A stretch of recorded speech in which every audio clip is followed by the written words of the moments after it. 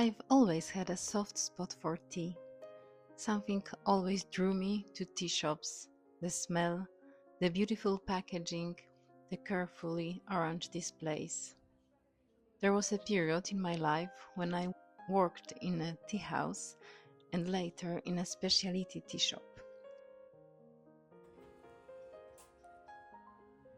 I learned so much there about different types of tea, their properties, and how to brew them properly, noticing even the smallest flavor nuances.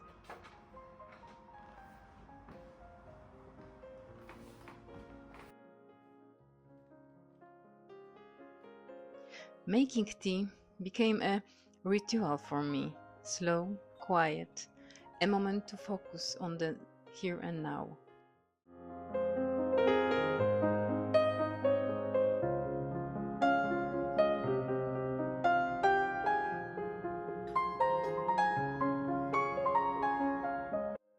I love mornings with tea.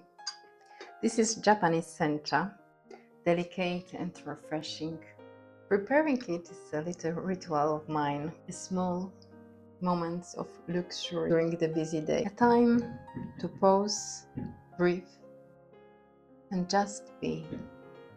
For those who are new to my channel, my name is Sabina. This is my fifth vlog. I want to share a little bit about me, some of the things that I love. I hope that you find something here that inspires you to try to live slower, to try to live more sophisticated maybe, because I've learned some things during my life that help me live more intentionally and more connected with myself. I know that this is a very hard thing in our times. With my tea ready, I settle into one of my favorite rituals, which is planning trips. There's something almost magical about this process. Every journey truly begins in the mind. It starts with a spark of curiosity, a sudden infatuation, or a quiet plan to step into the unknown. I love to build a little itinerary and just imagining what every day on a trip could look like, how I would like to feel there. The planning what to pack and what to wear, what outfit to choose is a part of this ritual. And this, I think, brings me straight to my next favorite thing, which is Italy. I've always been drawn to it. The language, the culture, the slow pace of life. I spent some time living in Italy. It made me fall in love with it even more. You've probably seen a small touches of Italian accents on my channel, such as books in Italian, my little coffee rituals, also some sweets like cannoli. And now I'm about to start planning my next experience, which is a 2 week trip to Rome. I have plenty of books about Rome. I love them. I have it a lot. On my last trip, I bought these amazing books, Fontane di Roma. Another one. I have a lot more. Speaking of Italy, there's another thing that always brings me closer to it: art. I think some of you have already noticed that art appears in my vlogs very often. Paintings, sculptures, museums, little details I capture along the way. I actually work in a museum, so art is a big part of my life. And one of my favorite artists ever is Caravaggio. I recently bought a new book about him, and I can't wait to dive into it. It's even unpacked, so unpack it together. Just I take the scissors. There's something about his paintings that truly sparks my imagination. They amaze me every time I look at them. That is also why I'm drawn to classical music. Mainly, I like to spend my time in silence. I think silence is a big luxury of our times. When I listen, I mostly listen to opera or other classical music like Mozart, Chopin, Schumann, music that feels just like those paintings, full of depth, contrast, and quiet intensity. I used to listen to pop music, rock music, but now in my life is enough busyness and drama moments. I don't want to bring it more to my life. Now I'm looking for the peace. And another thing is this what I'm holding in my hand. My love for discovering vintage treasures. For example, this beautiful teacup. I love discovering treasure from the past, whether it is nice tableware or beautiful clothes, because let's be honest, this is the only way to get quality for the honest price. Each piece feels like it carries its own story.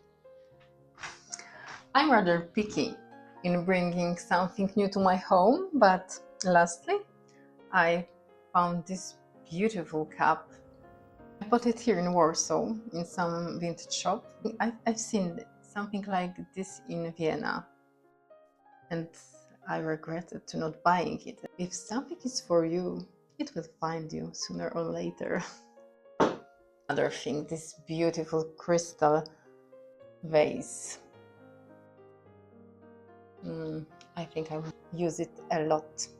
And another thing that I bought recently in the thrift shop is this beautiful shirt from Sisley. I paid for it like 2 zloty, so it's half of the euro.